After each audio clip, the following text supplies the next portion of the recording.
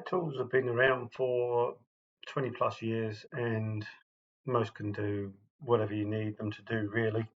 But Solid Edge with synchronous technology gives you the flexibility to be able to change your designs on the fly, unlike most CAD systems where if you've got to do a major drastic redesign, you have to start from scratch. So this example, we're looking at a Solid Edge assembly.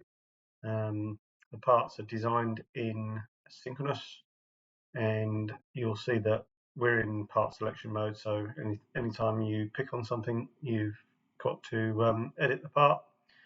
So if I do a control spacebar, I can switch to face selection. So if I pick up on this face here, I can use the steering wheel to reposition to a edge, and that allows me to adjust the angle of this face by clicking on the torus, and you'll notice that it's affecting all four because it's a pattern, and all I need to do is type in the angle that I want to change it by, and that then updates automatically for me.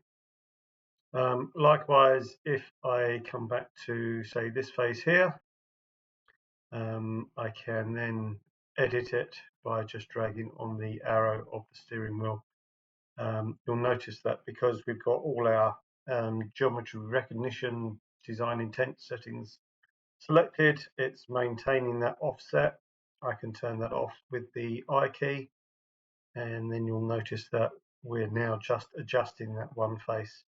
And from here, I can come in and pick up off a key point, and that then defines the limit at which it's taken it, and you'll notice that it's actually removed that whole flange from the bottom. So very powerful tool. Just hitting the escape key deselects the faces, and we can go on and make other changes. So I'm going to want to move this face out to the corner. As you can see, there is no corner at the moment, so I'm going to use Selection Manager, which is Shift Spacebar, and this gives me the ability to select geometry based on various conditions. In this case, I want to pick up on all the rounds on the outside that have a radius of the same size. Hitting the spacebar takes me out of that, and then I can just go in and delete that. So now if I want to edit this face here, I can then pick up off the edge here. If I start dragging, you'll notice that it's updating the geometry. If I want to turn that off, it's Shift Control D, and then I can then find the key point that I'm after directly just by clicking on that vertex, and that will update, and then right mouse click to accept the change. So I can come in here and choose this. Just by editing this position, I can remove that geometry. Likewise with this face here, if I click on there and drag that in, that gives me the ability to remove the internal geometry for this item. So you can see that we've made some quite drastic changes so far. So the final assembly edits I'm going to make are to extend this out to a corner. So if I click on here and hold the Shift key down while I move the steering wheel, the orientation of the steering wheel is going to remain consistent, and that allows me to then use the torus to just rotate this around until we close off that area there. And then for the final step, I want to remove this bottom edge again. So clicking on the steering wheel, I can come up to click on a key point.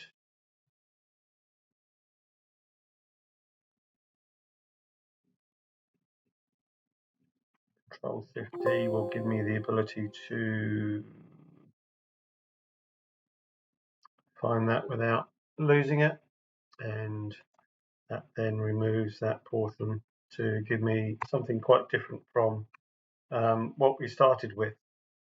So if I use the Control Shift to switch back to part selection mode, I can double click on here and make some additional edits in the part environment. Control Q takes me into the hides the rest of the assembly, and we've got a sort of cutout going through here. So because I'm going to change the shape of this collar, I'm going to make it round.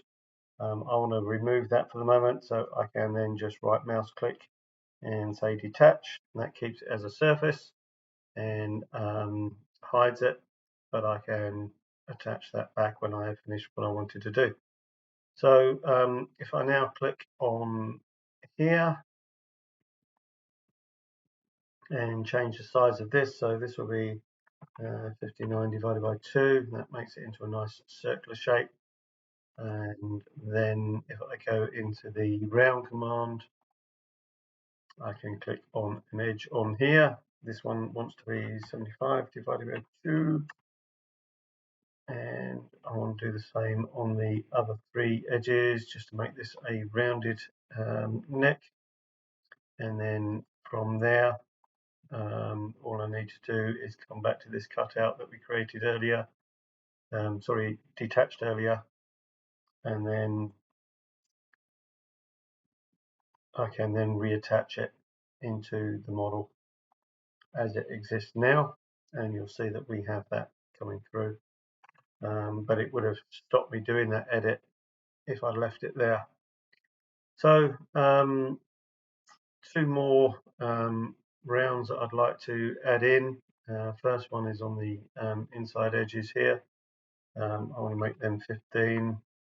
Hitting the tab key allows me to stay within the command without actually exiting, and that then sort of creates that. And then on the outside, I want to have these as 25.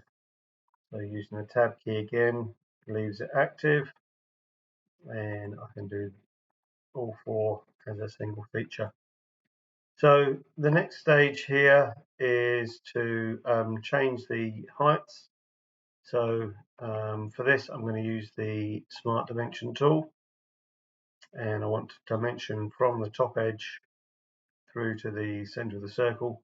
Notice I only have to pick the edge of the circle, and it defaults to that. Rotating the view means that we can rotate the position of the dimension. So if I place that in here, and you'll notice that it's giving me a direction on how we're going to change it.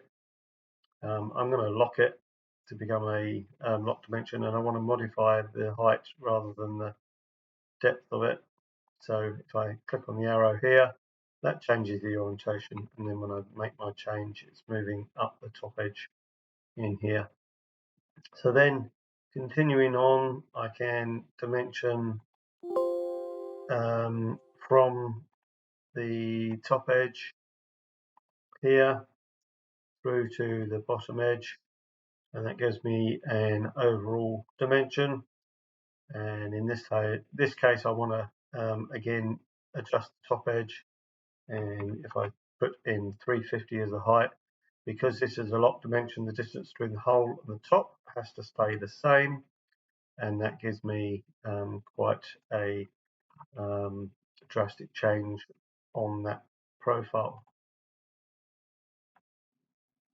Final stage is to sort of remove an area in here, so I'll just hover over the plane, lock it with an F3, and then I'm going to use a projector sketch with an offset.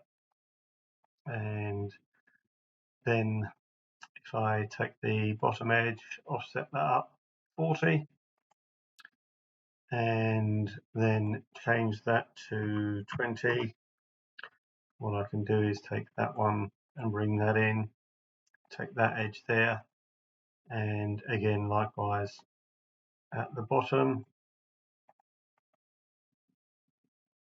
So that gives me a couple of regions. If I unlock the plane here, I can select that, hold the control key down, and select the area down the bottom as well. and then I can choose my extent type to be through next, and just point it into the part to clear that out. From here, probably better to put some rounds on that area on the corners, and if I just select that individually, change this to 15 millimeters, and then I can go round. Again, I use the tab key to move on without exiting. That allows me to go through and select all of those in one go. So hitting the escape key allows me to then go into the Pathfinder, select my two parts, and the last option here that I'm going to make on this part is to create a circular pattern, and just clicking on the edge of the top here, I can specify how many I want, which is 4, and you can see that we've created something that is a lot lighter and hopefully structurally sound. So we can close out of the part here, and you'll notice immediately that we have a problem with this part here. So again, I can go into face selection mode and pick up on the radius here, and we want to change this one to be 29 millimeters, and that gives us a much better situation on what we have here. So hopefully this shows you that we can do a lot of dynamic edits on a model with parametric control, and it gives me the ability to actually just change my design on the fly without actually having to rebuild from scratch.